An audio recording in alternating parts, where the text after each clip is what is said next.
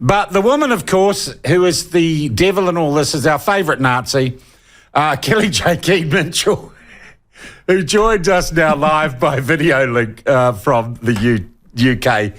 Kelly J., thanks for taking the time to talk to us. How are you going? Yeah, I'm great, thank you. I'm busy counting all that gold, so I'm brilliant. Thanks very much. All right, look, I'm wearing, by the way, new T-shirts which say, "What is a woman?" and it's my mum. We have a female version which says me and my mum. Boy, you have changed this country. I said that last time we spoke.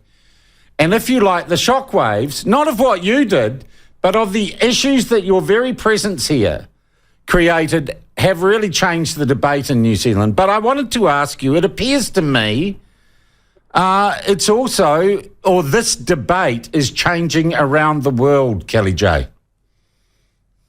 Yeah, I think it is. And I don't think that's a coincidence that I came to Australia and New Zealand. And I do think those ripples have reached many shores.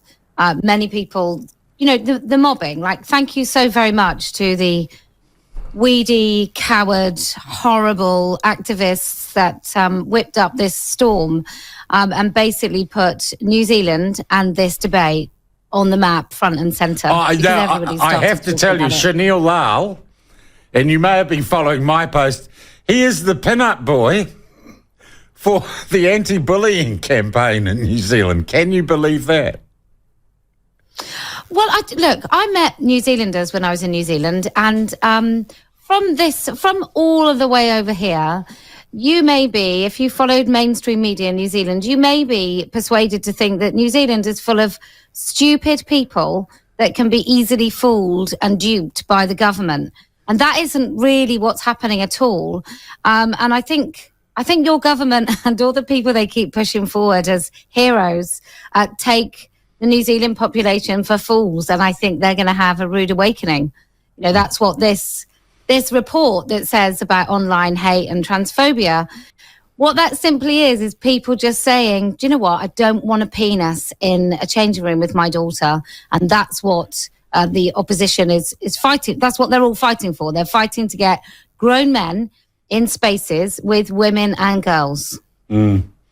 Kelly J., I've been watching too. You've held some rallies. We had a Turn Up for Women event here at Parliament, which was pretty peaceful, and the counter-protests, who increasingly actually look like they are just the rent-a-mob on any left-wing political issue. They don't actually all seem to be trans. There are all sorts of people who would protest anything as long as it's on the left of politics. At least there was no violence there. There has been an uptick in violence against people like you, against people who have, I suppose, non-politically correct views. Is that concerning to you? Do you think there is too much heat in this argument now? There's been too much heat in this argument for a mighty long time, calling people Nazis and accusing them of having white supremacist views. First of all, it's transphobe, then it's homophobe, then it's white supremacist, then it's, it's Nazi. That's kind of as far as you can go on the levelling just hideous accusations at people. So it's always been aggressive. Women in this country and yours have been fighting to speak about this for a really long time.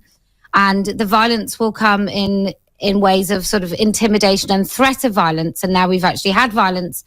But also, every time women speak in your country, I remember recently they put an adult human female, so I'm sort of famous here for putting an adult human female dictionary definition of billboard up. And one went up in Wellington.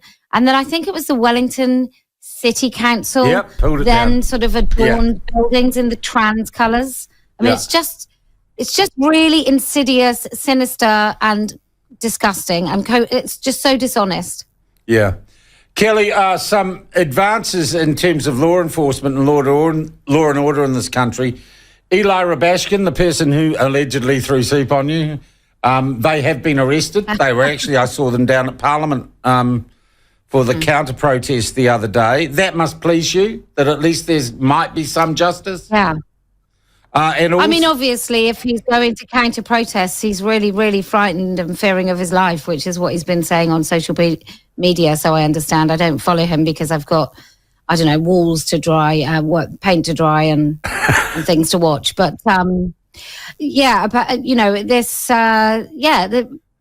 it's an assault. You can't go around, no matter how hilarious it might be, whether it's a pie in the face, which has happened in the United States of America, or whether it's milkshakes that have happened here, or tomato soup, whatever it is an assault, and you don't have a right in a civilized society to actually throw liquid over somebody's head.